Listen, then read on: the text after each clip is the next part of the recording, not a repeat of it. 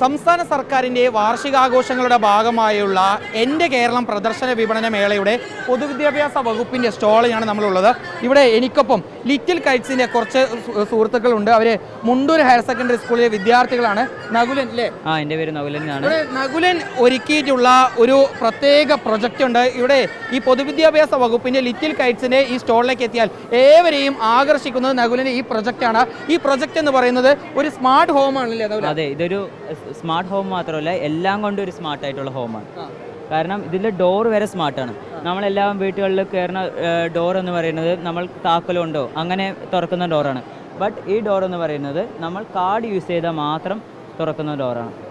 തുറക്കാനും അടക്കാനും ഈ കാർഡ് തുറക്കാനും അടയ്ക്കാനും ഈ കാർഡ് യൂസ് ചെയ്താൽ മാത്രമേ പറ്റുകയുള്ളൂ. അതുപോലെ തന്നെ നമ്മുടെ സ്മാർട്ട് സ്റ്റെപ്പാണിത്.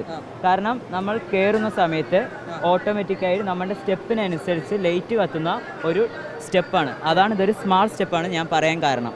അതുപോലെ തന്നെ നമ്മൾ വൈകുന്നേരമായി വെച്ചാൽ സ്വിച്ച് ഓൺ ചെയ്തിട്ടല്ലേ ലൈറ്റ് കത്തിക്കുക, സെൻസർ ഘടിപ്പിച്ചിട്ടുണ്ട്. ആ സെൻസർ ഇരുട്ടാവുന്ന സമയത്ത് ഈ ലൈറ്റ് പ്രകാശിക്കുന്നു. അതുപോലെ തന്നെ എല്ലാവരുടെ കൂടെ വീട്ടിൽ വെച്ചിരിക്കുന്ന സോളാർ പാനൽ എന്ന് പറയുന്നത് ഒരു സ്റ്റില്ലായിരിക്കും, ഒരു ഫിക്സഡ് ആയിരിക്കും. Yes, of course. പക്ഷേ ഈ സോളാർ പാനൽ എന്ന് പറയുന്നത് ഏത് ഭാഗത്തേക്കാണ് സൂര്യപ്രകാശം ഉള്ളത് ആ ഭാഗത്തേക്ക് റൊട്ടേഷൻ ഉള്ള ഒരു സോളാർ പാനലാണ്. ഏത് ഭാഗത്തേക്കും തിരിയും. അപ്പോൾ ഫിക്സഡ് അല്ല ഈ സോളാർ അല്ല. എങ്ങനെയാണെന്ന് കാണിക്കണം. ഇപ്പോൾ കാണിച്ചു തരാം. ഇപ്പോൾ ഇങ്ങനെയാണ്.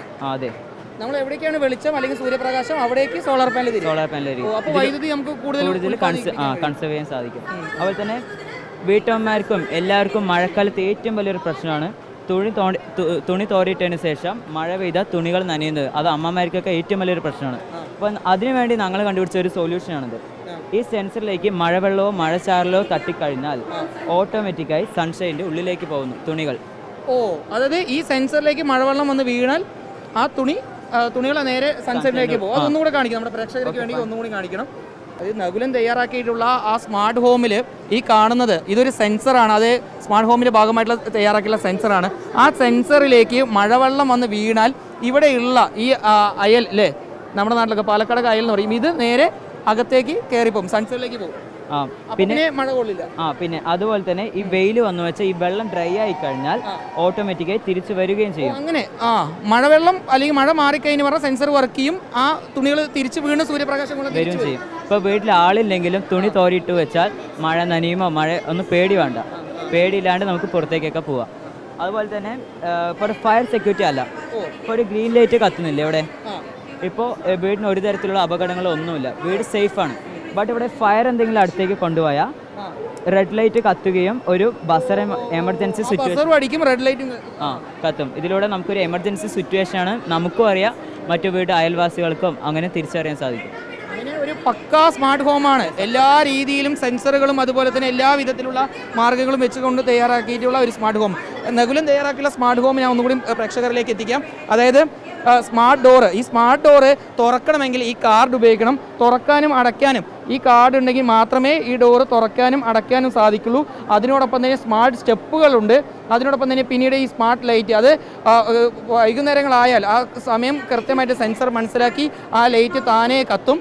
അതിനോടൊപ്പം തന്നെ ഏറ്റവും കൗതുകരം ഈ വീട്ടിൽ ഉണ്ടാക്കുന്നത് എന്താണെന്ന് പറഞ്ഞാൽ ഈ കാണുന്ന അയലാണ്. അതായത് മഴ പെയ്യുന്ന സമയത്ത് ഈ സെൻസറിലേക്ക് ഒരു തുള്ളി മഴവെള്ളം വന്ന് വീണാൽ ഈ അയൽ താനെ സൺസൈഡിനകത്തേക്ക് പോകും. പിന്നീട് മഴ മാറി വെയിൽ വന്നാൽ അത് നേരെ തിരിച്ചും വരും. വല്ലാത്തൊരു കണ്ടുപിടുത്തം തന്നെയാണ് കുട്ടികൾ നടത്തിയത്. അതിനോടൊപ്പം തന്നെ ഏറ്റവും വലിയ പ്രശ്നം എന്ന് പറയുന്നത് ഇപ്പോൾ സോളാർ പാനൽ ഘടിപ്പിക്കുന്ന വീട്ടിൽ തന്നെയാണെങ്കിലും അത് ഒരു ഭാഗത്ത് ഫിക്സ്ഡ് ആയിരിക്കും. പക്ഷേ ഇവർ തയ്യാറാക്കിയിട്ടുള്ള ഈ സ്മാർട്ട് ഹോമിൽ എങ്ങനെയാണ് കുട്ടികളെ ഈ എവിടെയൊക്കെയാണോ സൂര്യപ്രകാശം അവിടെയൊക്കെ ഈ സോളാർ പാനലുകൾ തിരിയും. അതുകൊണ്ട് തന്നെ വൈദ്യുതി ഉൽപ്പാദനം അല്ലെങ്കിൽ സോളാർ ഉപയോഗിച്ചുള്ള വൈദ്യുതി ഉൽപ്പാദനം കൂട്ടാൻ കഴിയുന്നതാണ്. മുണ്ടൂർ ഹയർ സെക്കൻഡറി സ്കൂളിലെ വിദ്യാർത്ഥിയായിട്ടുള്ള നകുലനും അർസൽ ഷായും ചേർന്നല്ലേ. നിങ്ങൾ എത്ര ക്ലാസ് വിദ്യാർത്ഥികളാണ്? ഞാൻ 10th-ാണ്.